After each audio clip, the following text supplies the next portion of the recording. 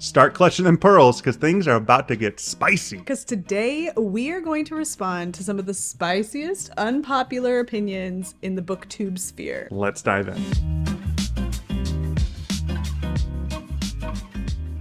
Welcome to Good Books Lately. My name is Taylor. I'm Brandon. And we are going to get into it. We're going to get into some unpopular BookTube opinions. Yeah. These videos are fun to make. They're fun to watch. I'm going to spill coffee on myself. But, you know, it's partly because it's just fun to dive into these kinds of things because everybody thinks that they have some kind of like responsibility to criticize something, right? And you know what? And we're here to just talk about that. These aren't our takes. Pull up your big girl panties. Yeah, let's go. And just, it's fine. If you're going to be, you might get triggered. Yeah, let's get triggered, everybody. Get triggered. Okay, so we have what we've done is we've kind of compiled a list of went through the interwebs. Yeah, we didn't ask anybody. We just kind of went around figuring like, what is it that people, what are people saying? Yeah, what are some things that people have gripes with? Right, what are people griping? What are their hot takes? What are their feelings towards? And I'll start. Okay, I'll start. So he doesn't know which ones I'm going to say, and I don't know which ones he's going to say. But we're going to stick to what, 5 each? 5 each. Let's do 5 each. 5 each. Okay, so this first one, you get a lot. And you know what? Actually, okay. We talk about this too. Yeah. I think about this. And that is that audiobooks don't count as real reading. In fact, how did I word this here? Audiobooks don't count as reading. And I feel like this is polarizing. Yeah, I would imagine it would be. Yes. I'm a big audiobook guy. Let me make sure I emphasize here. I'm not telling you that this is what I think. Yeah. Things are just the general opinions that are out there. We find. We will reflect and tell you what we think. But when I say audiobooks aren't the same as reading, that's not me. No, we're not doing that. Is that postulating? I don't know. Whatever. That's not what this is. Yeah, medical. But no, I'm a big audiobook guy. I've listened to like a lot of audiobooks. I think the question isn't like, okay, is listening to an audiobook coffee's going all over the place if I'm not careful.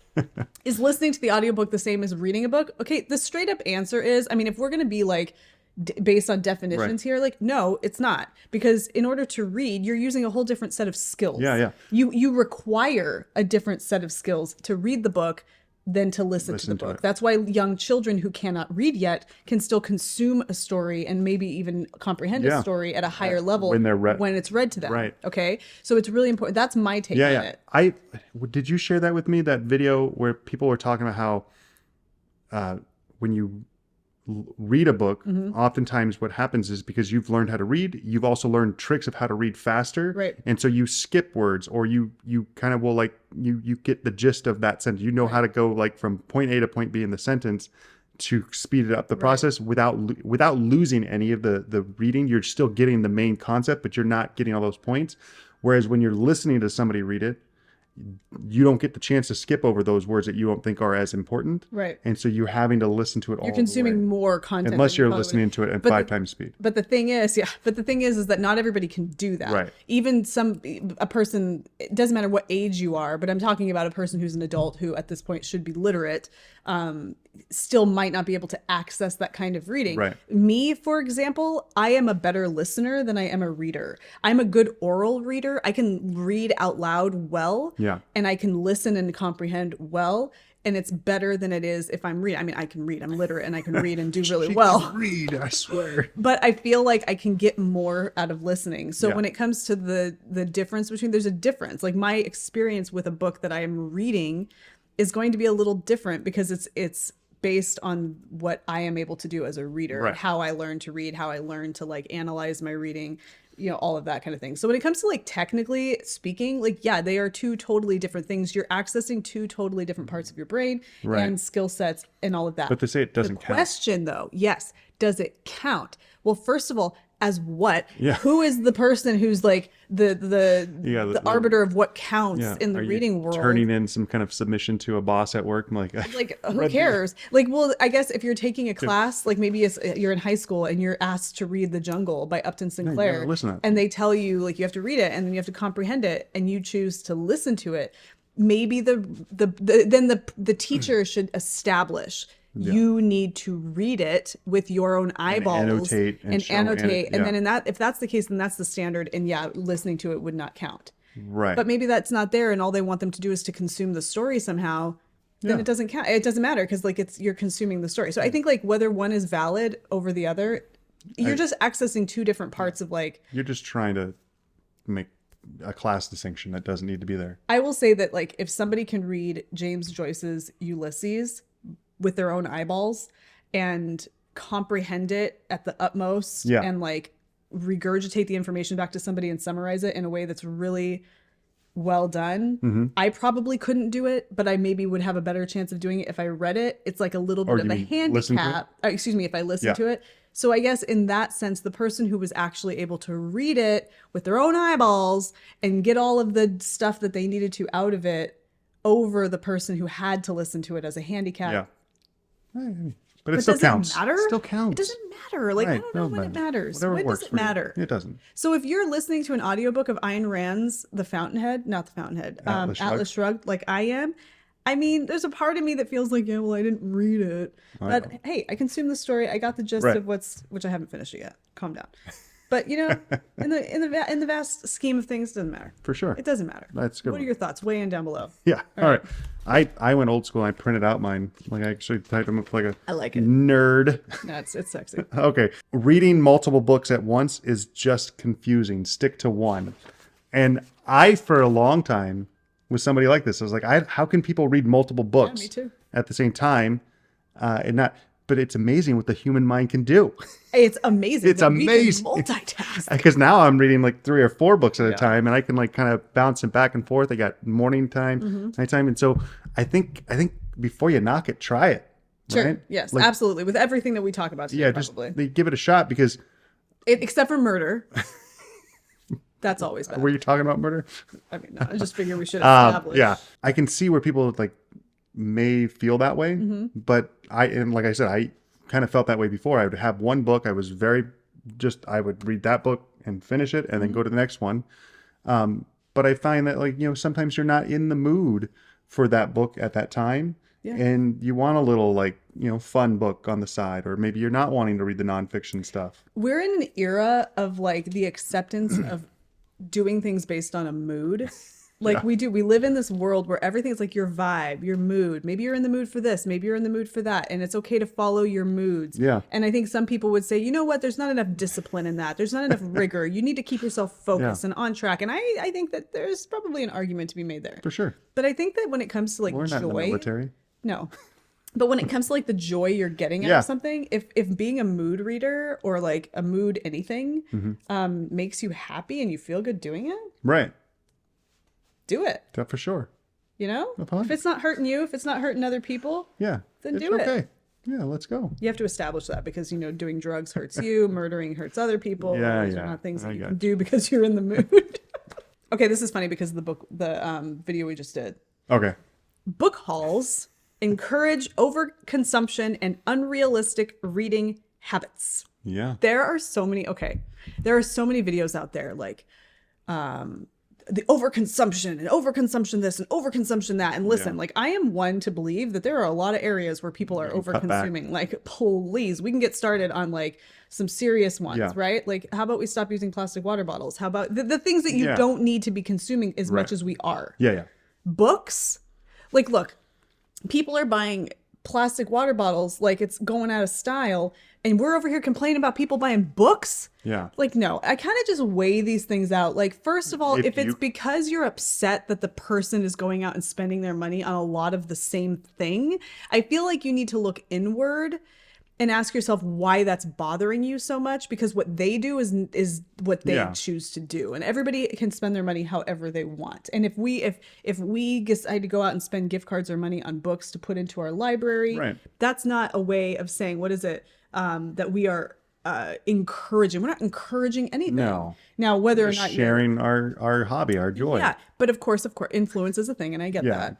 But I just think that people need to step back and really analyze, and I apologize if this is triggering to somebody, really analyze what they are concerned with most when it comes to overconsumption. Right. Overconsumption of really cheap clothing that's made of synthetic fibers that's being purchased when it's not necessary and then being tossed. Okay, we can have that argument. Yeah. We can have that discussion because that's a thing. Overconsumption of junk food, that's the thing. But over consuming like books, Yeah. I just feel like, look, it could be heroin. I kind of think that whenever I feel like, whether it's yarn Yeah. or Yeah. like books, I'm like, look, it could be drugs. It could be drugs. It could be black tar heroin. Yeah. Right? Do you? Do you? Don't worry about it. I mean, if you want to get up on a pedestal and talk about how everybody's over consuming because they buy like 1 million books, that's fine. Do it. But you know what? Who keeps stop judging? Yeah. I'm sorry. No, it's fine. My next one is another one that I think I had at one point in my life for a long time. Yeah. But it has since like gone away. It's been tempered by like maybe experience and like the fact that you are now doing it. Or I'm just broadening my horizons. I feel like it's really important to mention here. Sorry, I'm coming center screen. That some of these unpopular opinions that we feel so strongly about, there may have been a time when we also felt the opposite. And now because we are doing some of the things, is that hypocrisy? I don't know. It might be. Yeah. Nonfiction is superior to fiction because it actually teaches you something useful. I remember you felt that way as a nonfiction, like heavy nonfiction reader. I used to only want to read nonfiction for a long time because I was like, I don't want to get involved in a story that doesn't do anything. It doesn't tell, this thing's actually happening. You're learning from it. But then I'm clutching my pearls right now. I know, but now I've read a lot of, I read a lot of fiction and I realize there is a lot you can learn. You get a lot of, what is it called? A growth you can have from these stories. You can take away just as much from fiction as nonfiction. It's just a different takeaway. Yeah. And I think also I had to kind of like relearn how to read fiction to better feel it. Cause I think I got to the point where I got to an age where I only was really into history and wanted to read those stories. And it was reading a lot of like historical nonfiction, like history kind of book nonfiction that didn't have a storytelling element all that much. It was there, but it was, but so I had to kind of relearn how to read fiction and get the joy out of it that I lost when I was a kid, right? Because I read a lot of fiction books when you were a kid, And maybe it's a way of like justifying the fact that you just really feel comfortable with nonfiction and you don't want to feel like you need to read fiction. That I'm missing out, But then to judge other people for, oh, you're lesser than, I think that's a bad take. I don't think you actively judge. No, I don't think I do. But you think that there are people out there that probably that's do. kind of what that. Yeah, I mean, like, oh, you read your fun fantasy books or your silly, romance novels. I think that's I think we do that. I think it's human nature, and this is to kind of step back about this whole topic and kind of look inward. It's human nature to feel like you need to justify the fact that you don't do something or that you do something by judging harshly people that do the opposite. And I think it's important to accept that we do this as humans. Yeah. So I don't know. There's all these kinds of like interesting psychological things that happen in situations like that. That was a good one though. No, And I think it's cool that you've kind of, I don't like to say, I think it's great that you've learned your lesson. Grown as a human. It's just, these are realizations that we make about ourselves as we grow and become more involved in something. It's kind of like how I've been about just reading different genres in general too. Yeah. Like you kind of realize like people are onto something. Oh, okay. I like this one. All right, let's hear it. Series should stop expanding beyond trilogies unless the story truly demands it. Now, I am going to front load this with the fact that I have not read any series that go beyond a trilogy. Well, that's not true. I've read the Harry Potter series, not in its entirety, though. I think I've only made it to the 4th book. Yeah. So I don't have a lot of experience with this, but what I can tell you is that I feel like, and that doesn't include like books that are procedurals, right? Where you have the same character doing one story that starts and ends in one book, and then there's like a ton of them, right? Yeah. I'm not including that in this. I'm talking about a story that goes on for several books past a trilogy, and you have to keep reading to finish any kind of, to resolve anything. Yeah. Right. I did not read all of A Song of Ice and Fire. I've only made it so far.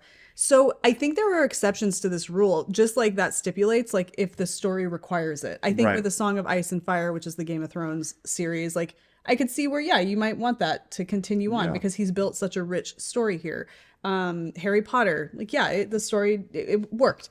But I feel like now my personal opinion is you're getting some books like, I don't know. You see these like Sarah J. Maas books, and I'm not like I've not read them, so I can't speak to like how they are quality wise. But from what I've heard, you get to a point where they just aren't that great. Yeah. But you feel like they're being cranked out as like a like they're riding that wave. Right. I wonder if like some of those series, like the multi-series, is like it was like a publisher agreement, like we'll sign you for a 5-book series. A 5-book Before series they're is fine. like after like from based off of previous history of writing, like you wrote this trilogy, let's do a 5-book series next. And so now they're committed to it. Yeah, but it's like, why? or a 7-book series. Why would you make a contract for a 5-book series when you don't even know if the story is going to require 5 books? You know what's hard for me with those long series? What's that? It's like I want to go back and read them, but then you go, man, but then I got to make a commitment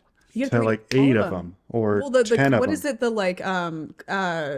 What is the book that is being finished by Brandon Sanderson, but it was started by Jordan? Oh, The Wheel of Time. The Wheel of Time is like 12, 13 books or something. Oh, it's so big. But I mean, people love it. Oh yeah. So I feel like, look, if it's good and everyone is a banger, or, like everyone is to keeps the you going. same level of the quality as the original. I know that you're not going to love everyone the same, but the quality should be there, because I feel like when the quality starts to diminish, you start to wonder, why are we doing this? Yeah. Like, I feel like that. So I feel like, you know what? Authors can do what they want. Honestly, do what you want.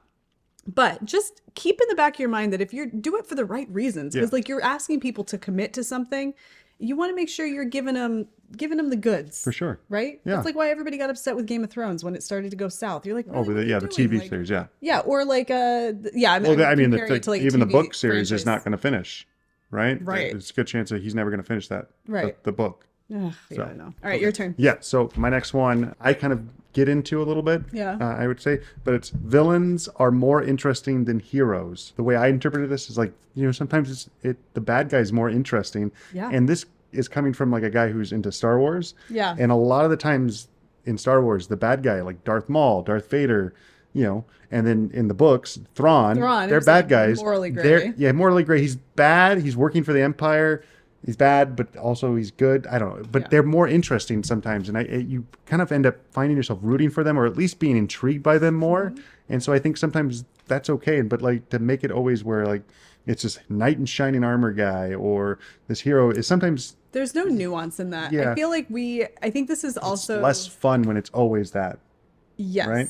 So I can get where people would say that, but also you don't want to always just be rooting for the bad guy, because then you're going to start feeling like got evil tendencies. It feels weird when you, but I think that just obviously it depends on how the character is written. But I think this is like a reflection on the fact that humans are inherently flawed. Yeah, got a little bit of the we're all devil in us. Inherently morally gray. Right. That's not realistic. Right. Because the world is not black and white. Everybody is making choices between the good and evil, and evil all the time. And sometimes they have to fall somewhere in the middle. And that's what I love. That whole concept is explored in such interesting detail in the Witcher series. Okay, the whole idea of the lesser evil and all of these yes, kinds of things, like morally gray characters. I like that. That's a good one. Good. All right. Okay. I will do my next one. Yeah. This is number 4, This is right? number 4? Okay. I think so. Oh, books marketed as spicy often focus more on explicit scenes than good storytelling. Okay. Look, if the book is being marketed as spicy, that's because it focuses on spiciness. Like, yeah.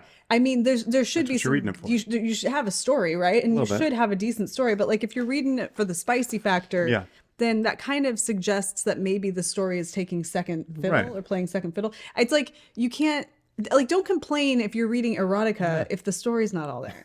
Right. It's I like, mean, it's also just like, fantasy series. There's too much magic. It's not focused on the story or whatever, right? But yeah, I mean, if it's marketed as a spice book, then why are you getting all bent out of shape? Yeah, don't get all bent. It's like nobody watches the pornos and complains when the story's not good. Yeah, right. So I don't know. Okay. I kind of think it's just one of those things where people are just getting tired of hearing people talk all about the spicy stuff all the time. It's like, whatever. Okay. Do what you want. Read what you want. Happy endings. This kind of builds off of the villains one, I guess. Okay. But happy endings are boring and unrealistic. I prefer a tragic or bittersweet conclusion. Like I don't always feel like you have to have the happy ending. And I think that one was a one that was pulled from like kind of like the romance like area. Like the girl's not always going to get the guy, or they're not always going to get back together at the end. The guy's not always going to get the girl. Whatever. It's 2025. Maybe the girl's getting the guy. That's true. Right? That's true. Maybe the girl's getting the girl. Maybe. The guy's getting the guy. Hey. But no, I can see that. But I also I kind of like that as well. Yeah. In other things, in movies, you don't want. Sometimes the tragic ending is the better ending. I agree. If you're bleeding all the way up to this, like bitter stuff and fights and all this stuff. And all of a sudden at the very end, you just tie in this little like Wraps it up cutesy with little like bow. I don't like that sometimes, right? what you Like mean. I don't want to spoil it, and I don't want to keep coming back as how much of a Star Wars nerd I am. But like the movie Rogue One, how that ends. Yes. It has to end that way. It totally does. If it doesn't end that way, then it totally disrupts the whole, not only that movie, but all of the Star Wars universe. It's like, okay, for example, yes, that is a really great example. And it's like, okay, we're going to go to like a real cliche, but like Romeo and Juliet by Shakespeare. Yeah. I feel like if Romeo and Juliet had ended in a happy, like ran away happy and ending, eloped, it would have just felt like ew. Kind of just like really these two also, like completely whiny like spoiled kids got their way and like ran off together and everybody's fine with it. Like no, ew. But also if it did end up that way, I doubt we'd still be reading it in a freshman English classes. Not. But like it ends in this way that's really bittersweet. Yeah. And when you watch the movie, like I remember watching the movie with Leonardo DiCaprio and Claire Danes, and every time I watched it, and I watched that movie so many times, I kept thinking like, oh, if only it ended differently this time. Oh, if only it ended differently this time. The only reason I kept coming back to that movie and loving it so much was because it ended the way it ended. Right. But I kind of liked it. It makes you think about like what could have happened, or where are they now? For sure. No. Sorry, I took over on yours. It's not ours, not mine. It wasn't. I know. Like... I talk too much sometimes. All right. This one is kind of like the overconsumption thing. It says owning tons of books you haven't read is wasteful and not aspirational. No. I completely disagree. I've always kind of thought that when you have a lot of books in your library that you've not read, then you have a place to go to find books to read at any point. And I'm not saying like, and then somebody can say, well, then if you have all those books you've not read, then why are you going to the bookstore and buying new books? Pop. We're not talking about that. But the point is I would rather have a bunch of books on my bookshelf that, include some really loved books that I have read, but also include a lot of possibilities and things that I can look forward to reading. And you look up on your bookshelf and you see them. And you're like, oh, I do want to read this. And I feel like it helped for me, kind of helps inspire me to keep reading the books I'm reading. Yes. So that way, who knows what the next one I'm going to pull off the shelf is going to be. Because I'll, got a couple books going, but then I'll walk by and I'm like, oh, I really want to read that one. I don't know. I guess I could see some people and their opinions and the way that they like to have things. Yeah. There are people that just don't want things. They're like, I don't want minimalist. Like I read it and it's gone. And then I read it and it's gone. Or I check books out at the library. And that's fine great. Because it's a way that you live your life. Yeah. But if you're feeling bad about having a bunch of books on your bookshelf that you've not read because people are making you think that it's wasteful, like, no. Stop it. If you get joy out of it, we keep coming back to it. Yeah. If it brings you joy, it doesn't matter what other people are doing. As long as it doesn't hurt people. Unless it's murder and drugs. Or drugs. And I mean, even the drug thing, like, I'm sure there's people out there that say there are... Responsible. Well, not me. Not me. No. I'm not that person. Right. Your turn. Okay. My last one is one I think I really do hold, and I do think it's going to ruffle some feathers, but I also think there's going to be, it might even ruffle your feathers. It's going to ruffle mine. And it's one that I pulled from the internet, but I was like, I got to put this one in. Wait till and my it's, feathers okay, so it's very specifically about a book. Oh. Like about a book, and it's like a take on the book. And it's one I've read. I've read this book, and you've read this book, and and it's one people Do I read. like it? It's a classic. Do I like it? I think you do. So, all right. I think so. I think The Catcher in the Rye is just a whiny teen complaining for 200 pages. Like, I read it. I think you told me to read There's it. going to be people in the comments of this video that hate totally... me. No. That echo your opinion. Yeah. And I remember reading it, and I may need to go back and read it now again, now that I've kind of read more fiction, to get a different perspective on it. But when I was reading it, I was just like, what's going on?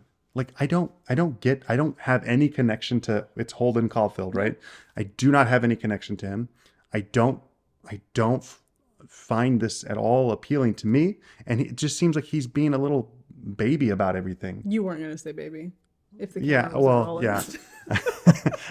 but he was just, I just didn't have any connection. And I was like, just stop. Like, stop whatever this is I'm reading. But I read it because I felt like maybe it gets better. I think you read it when we were first, like... It was early on. It was before I think I was It was when I started going back to college, so I was still working, and I'd be reading it.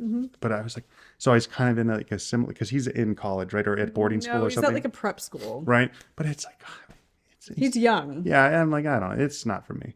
It wasn't for me, and so I was like, I remember thinking that same thing. He's whiny, he's kind of a baby, and it's kind of the same feeling I got when I read Interview with the Vampire about the whole woe is me thing. Yeah, Louis. It's just I don't like that. So there were some gaps in my reading of Catcher in the Rye because I was reading it for an assignment for high school. Okay. And so I had to kind of skim over like very few parts, but there were parts that I skimmed. But other than that, I really like engaged with the book. And I look back on Catcher in the Rye and I liked Catcher in the Rye, but I think what it is, and I think this is the case for a lot of books like this where you just don't get what it is. I think that the characters are not for everybody. Right. In that, like, you won't. There are characters in literature that you will never see yourself in. Yeah. And you'll never see yourself in a similar situation, and you've never experienced a similar situation to those characters, and so it's really hard to relate or to have any empathy for these people.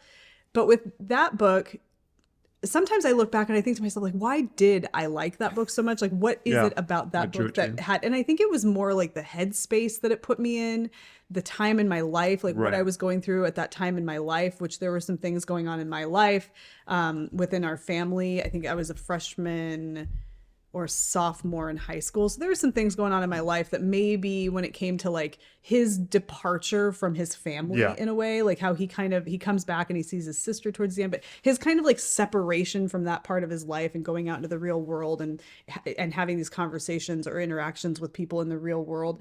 I think that like departure from his existence is something that I clung to. I get that. But I will add, when I was reading it, I didn't think the writing was bad.